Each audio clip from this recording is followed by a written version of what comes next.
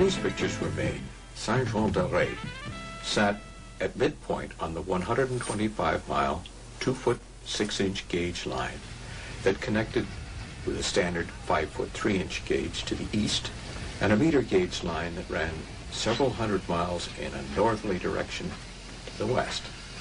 The meter gauge was once a part of this same 2-foot 6-inch empire with some 60 steam engines, including even Shays and Mallets, virtually all of them Baldwin locomotives from Philadelphia.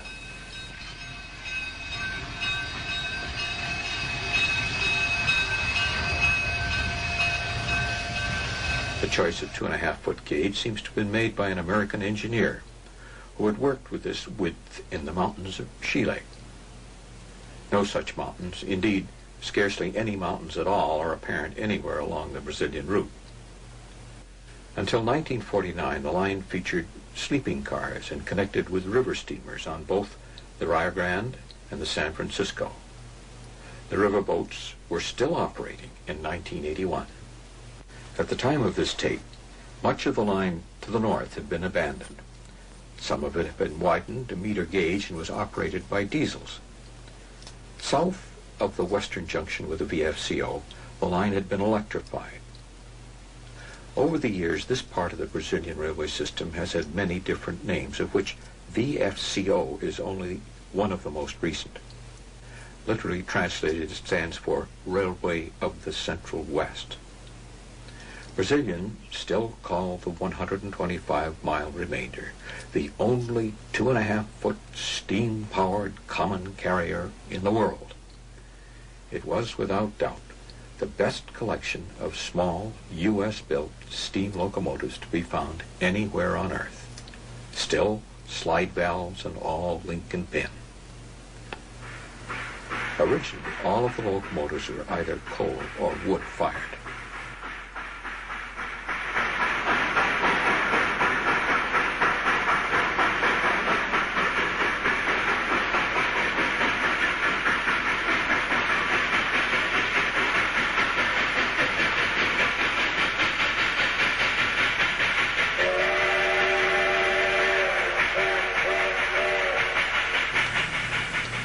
This is the shell of what was once an 18-stall roundhouse, which burned in 1972. It has since been reconstructed at a cost of $3 million, which included even the recasting of the elaborate cast-iron roof supports. The turntable has been restored and turns once again. The structure is part of a railway museum which displays the first locomotive acquired in 1881 and a collection of restored rolling stock, including coaches built by Harlan and Hollingsworth in Wilmington, Delaware.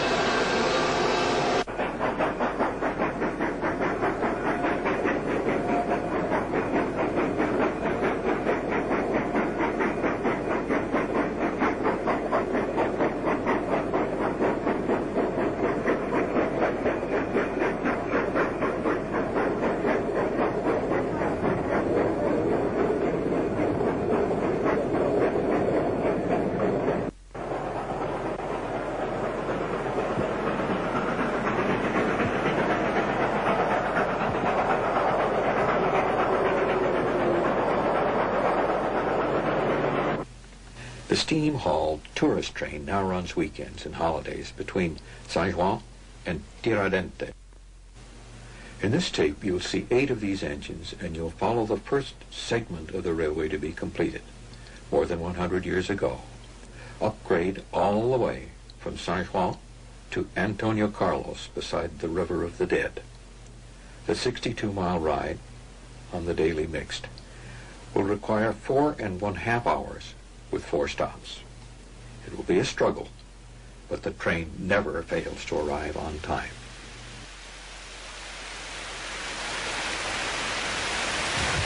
The lifeblood of the railway was always freight, and in later years that was largely cement. Limestone inbound and the finished product out.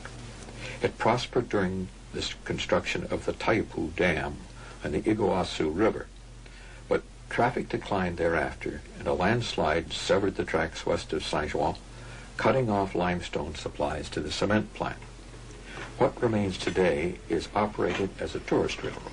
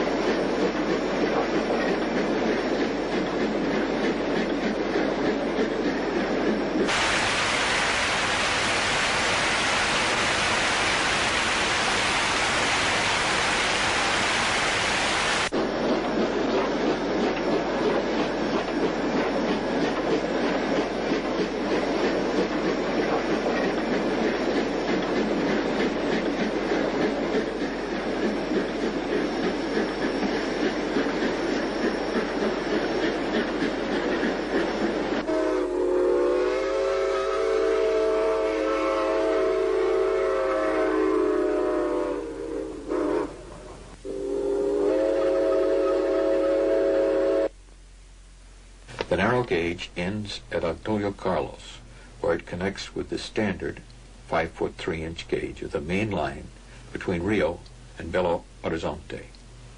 In the background you can see the Brazilian version of the GP-38 roaring through town with a string of hoppers loaded with iron ore for the steel mills at Rio.